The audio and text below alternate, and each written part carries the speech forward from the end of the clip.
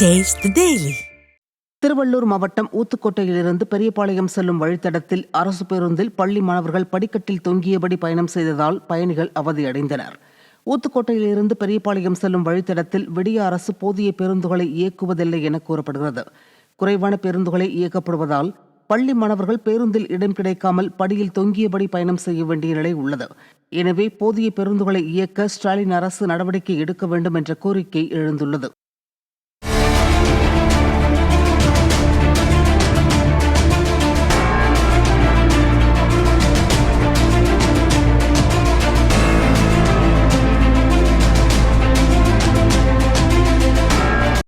திருவள்ளூர் மாவட்டம் திருப்பாச்சூரில் ரவுடியை பிடிக்க சினிமா பாணியில் கார் மீது தொங்கியபடி காவலர் சென்றதை சக காவலர்கள் வீடியோ ஷூட் நடத்தியது பொதுமக்கள் மத்தியில் அதிருப்தியை ஏற்படுத்தியுள்ளது.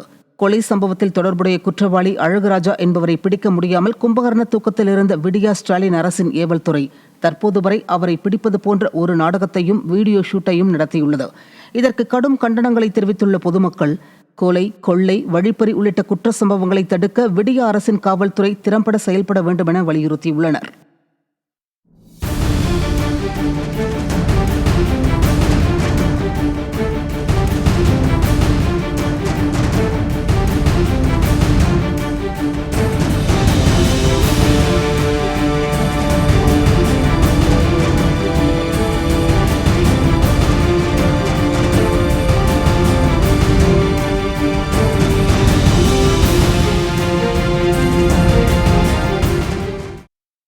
செங்கல்பட்டு மாவட்டம் மதுராந்தகம் அருகே பாக்கம் ஊராட்சிக்கு உட்பட்ட பெரிய ஏரிக்கரையின் மீது குறைவான அளவீட்டில் சாலை அமைக்கப்படுவதாக பொதுமக்கள் குற்றம் சாட்டியுள்ளனர்.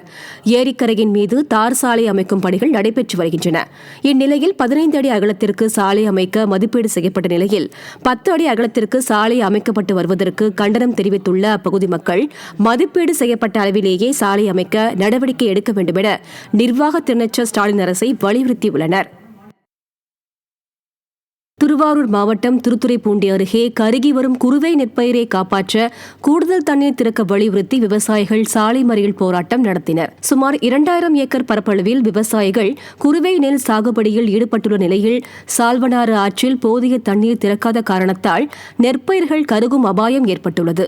இதுகுறித்து விடியா அரசின் பொதுப்பணித்துறைக்கு பலமுறை தெரிவித்தும் உரிய நடவடிக்கை எடுக்காததால் ஆத்திரமடைந்த விவசாயிகள் மறியல் போராட்டத்தில் ஈடுபட்டனர்.